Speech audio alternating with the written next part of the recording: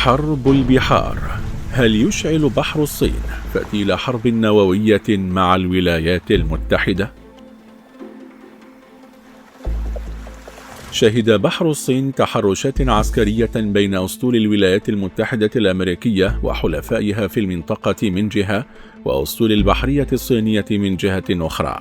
تدعي الصين أن حدودها المائية أوسع مما هو متفق عليه بحسب الأمم المتحدة، وتنوي التوسع في بحر الصين الجنوبي متجاوزة على حدود فيتنام وماليزيا والفلبين وبروناي وتايوان.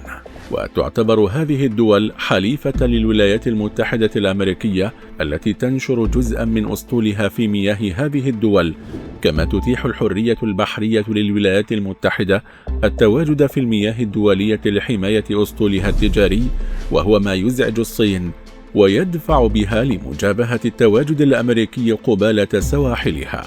مؤخرا اصطدمت غواصة نووية أمريكية بجسم غريب. قالت وزارة الدفاع إن الحادث قد يكون مفتعلا، فردت الصين بالقيام بمناورات عسكرية في بحر الصين الجنوبي، وحظرت دخول السفن الحربية إلى المنطقة، وقامت بتوجيه طلقات تحذيرية لحاملة طائرات أمريكية حاولت الاقتراب من المنطقة العسكرية. نستعرض لك عزيزي المشاهد في هذا الفيديو حجم القوة البحرية لكل من البلدين النوويين. البحرية الأمريكية. حتى العام 2020 بلغ إجمالي الأفراد العاملين في القوات البحرية الأمريكية 370 ألفا، موزعين على 6 أساطيل بحرية تنتشر 4 منها حول العالم و2 قبالة سواحل الولايات المتحدة، وبعتاد إجمالي بلغ 520 قطعة بحرية بين غواصة وسفينة وحاملة طائرات وقاصفة بحرية مدمرة وسفن دورية. ونظمت قيادة البحرية الأمريكية قانونا ينص على أنه يجب أن تكون هناك 11 حاملة طائرات موجودة على الأقل في الخدمة في أي وقت، وتنتشر عادة حاملة طائرات جنبا إلى جنب مع مجموعة من سفن إضافية لتشكيل مجموعة هجومية.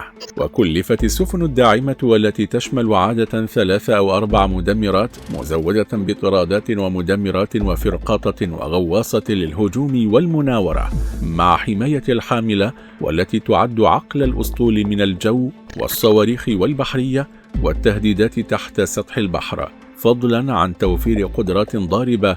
وإلى جانب هذا التشكيل تعمل سفينة نقل لإمداده بالذخائر والوقود والاحتياجات اللوجستية.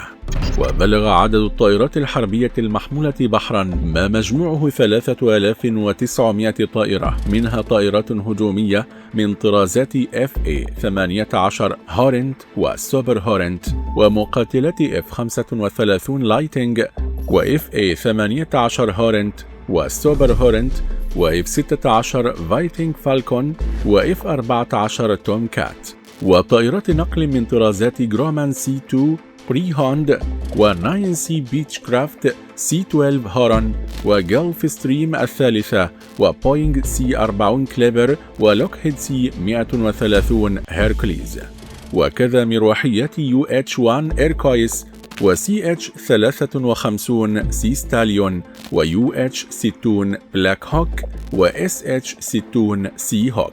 وبحسب تقديرات موقع جلوبال فاير باور، فإن القوات البحرية الأمريكية تتسلح بنحو 2200 رأس نووي موزعين على الفرقاطات البحرية والغواصات وحاملات الطائرات المنتشرة حول العالم، وهو ما يعتبر مصدر قوة لها. البحرية الصينية. بلغ عدد الأفراد العاملين في القوات البحرية الصينية 265 ألفا، موزعين على 3 أساطيل تنتشر قبالة السواحل الصينية. وفي تقرير نشره الموقع العسكري جلوبال فاير باور، فإن الصين أصبحت تمتلك ثاني أضخم أسطول بحري في العالم ب777 قطعة بحرية، ولا تقتصر على الأسطول البحري التابع للجيش الصيني، وإنما تشمل أيضا القوات البحرية التابعة لحرس السواحل والقطع البحرية التابعة لما يطلق عليه القوات المسلحة الشعبية. ومهمة الأسطول الصيني الرئيسي هي حماية الأمن القومي الصيني بصورة عامة، والعمل على حماية مياهها الإقليمية على عكس البحرية الأمريكية. وتضم القوة البحرية الصينية حاملتي طائرات فقط، و50 سفينة مدمرة، و46 فرقاطة، و123 سفينة دورية، إضافة إلى 36 كاسحة ألغام بحرية، و79 غواصة بحرية، منها 3 غواصات نووية متطورة للغاية يمكنها التخفي عن أجهزة الرصد البحرية وصامتة تماما. حيث قالت وزارة الدفاع الصينية إن بمقدور غواصة واحدة التجول بأي مياه وبحرية كاملة والقضاء على أكبر أسطول عسكري قبل أن يتمكن من ملاحظتها. وبلغ عدد الطائرات الحربية المحمولة بحرا لدى البحرية الصينية 62 طائرة من طرازي ميغ 21 روسية الصنع، والمقاتلة الشبحية الصينية جي 31 متعددة المهام. وبالعودة للقدرات النووية، فإن البحرية الصينية تتسلح بنحو 600 رأس نووي يمكن إطلاقهم من قاع البحر أو السفن الحربية أو بواسطة الطائرات الحربية. لماذا بحر الصين؟ لا يعد التواجد الأمريكي في بحر الصين حديث العهد، فالأسطول الرابع الأمريكي يتواجد في المنطقة منذ الحرب العالمية الثانية، وبقي متمركزا فيها لتعزيز القوات العسكرية في القواعد الأمريكية في كل من اليابان وكوريا الجنوبية، والبقاء إلى جانب الدول الحليفة للولايات المتحدة. هذا التواجد لا يرضي جمهورية الصين الشعبية، ويبقيها في صدام مع الأسطول الأمريكي عند كل محاولة للتوسع في مياه بحر الصين الجنوبي على حساب جاراتها من الدول الأصغر والأضعف عسكريا، مما يحد من سيطرتها على خطوط الملاحة البحرية في منطقة بحر الصين الجنوبي الذي يشكل قناة تبادل تجاري بين دول شرق آسيا وأمريكا الشمالية ودول أمريكا اللاتينية. وهنا تكمن مطامع الصين، فمليارات الدولارات ستدخل الخزينة الصينية شهريا لو نجحت في بسط سيطرتها التامة على الخط التجاري في بحر الصين. وأنت عزيزي المشاهد، هل تنجح الصين في ضم بحر الصين الجنوبي لمياهها الإقليمية؟ ولمن الغلبة في حال اعترضها الأسطول الأمريكي؟